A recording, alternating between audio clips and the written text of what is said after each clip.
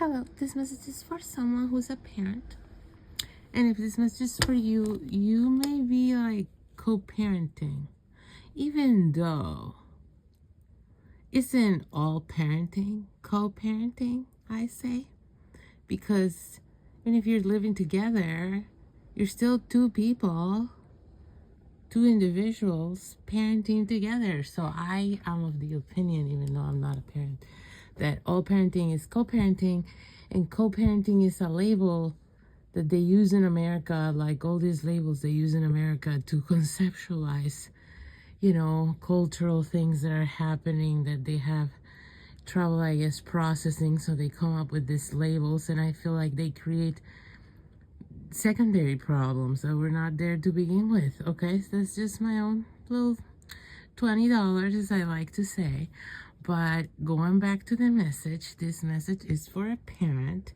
And if this message is for you, the person you're parenting or co-parenting with is getting on your nerves, okay? And the reason they're getting on your nerves is because you feel like they are also parenting you.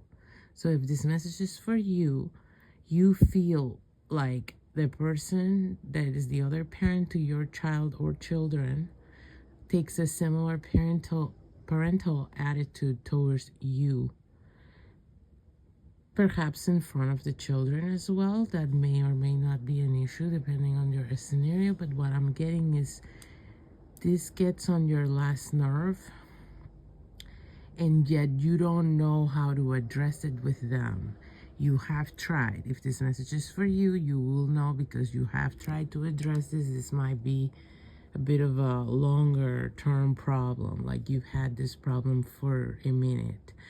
And this person, it could be the mother or the father, or maybe it's two mothers, two fathers, so I don't really know. It doesn't really matter. But this person you're dealing with, the other parent, ever since they became a parent, there's been a big shift in their personality, which is very normal, okay, completely normal. But the specific effect it's had on this person's personality from your point of view, if this message is for you, is that it's made them a little self-righteous. They feel a little entitled in their new leadership role, to the point that they apply it to people that are not the children, okay? So whether it's a mother or a father, they go around maybe mothering and fathering other children that aren't theirs and adults. That's the problem here. Okay, parenting children, even when they're not your children, sometimes is appropriate, sometimes is kind. But parenting adults can become very problematic in relationships. Not to giggle, but it's true. So you feel micromanaged by this person. You feel, what's the word? What is it? Patronized by this person. You feel there's something belittling about the dynamic that really unnerves you, and it's starting to sort of trigger something more troublesome inside of you, a sort of an anger, a violence to it. Like you might start feeling really, I don't know, I'm getting violent, okay? Like, is the message I'm getting. Maybe it's in Spanish we say that, me violenta algo.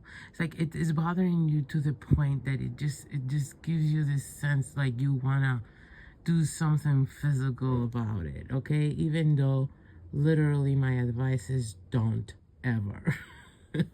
But we're addressing that feeling because that's the message I'm getting, is that you're starting to deal with this, where this person irks you in this approach they're taking towards you so bad that it's starting to make you feel that sort of burning anger that you feel this feeling of like, I may snap, and do something I regret, or say something I regret, or, just get a little, like, this is testing your anger management, whoever you are.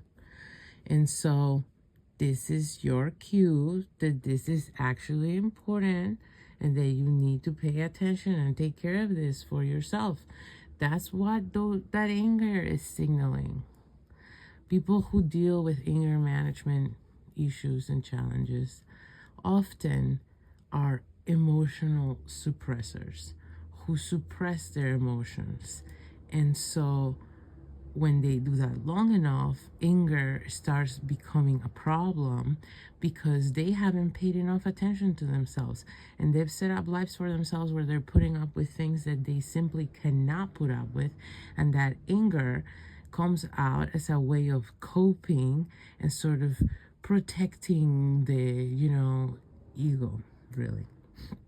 It's true. So you have to tend to that, or it will get worse. This is just how, humans work. So it's okay to feel this way. This is your psyche communicating important things to you. What is not okay is to act on these urges or let the current situation continue because it's clearly having a negative impact on you that could have negative consequences. So as an adult, it's your responsibility to cater to yourself and your mental health enough so that does not happen.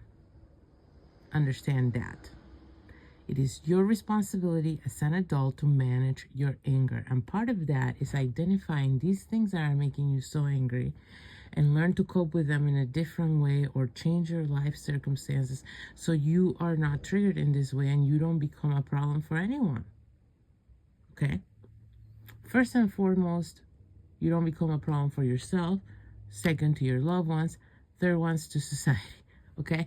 So this is, at the end of the day, a issue of personal responsibility. Once anything is throwing us over the edge, suddenly it's our responsibility towards society at large, as well as ourselves and everyone we love, to take care of it so we don't become problematic, so our emotions don't become problematic. So again, it's okay to have these feelings. This is your inner self trying to get your attention and guide you into a better direction. So you really need to take some time for yourself if this message is for you, and you need to really look at, okay, this dynamic I have with this person that you must, even if you're not with them and you just co-parent or you live with them, there must be a love there or an affection of some sort that there was at some point for you to have had a child with them, right? So you need to look at how did that deviate into this and how did you allow it? And what steps was it that took place that led you here? And then you have to see if it can be unraveled, or you're going to have to just pivot in a different direction with this person.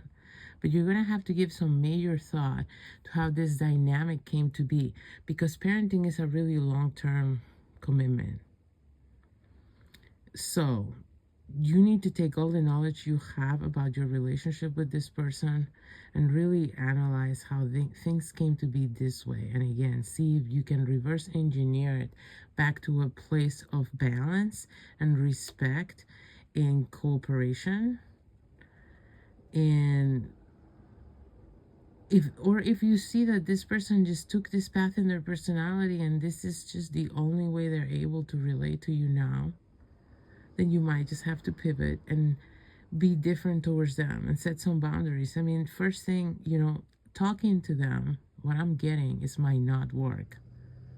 They might just dismiss you, is what I'm getting. So this is all going to have to be on your part. When you behave differently, people have no choice but to adapt to that, and that brings out different behaviors in them too. So this might be a case of that, where you need to change the way you're dealing with this person so this person responds differently to you. But you need to address this because it's really getting to you, and suppression is not leading anywhere healthy or good. So I hope this was helpful.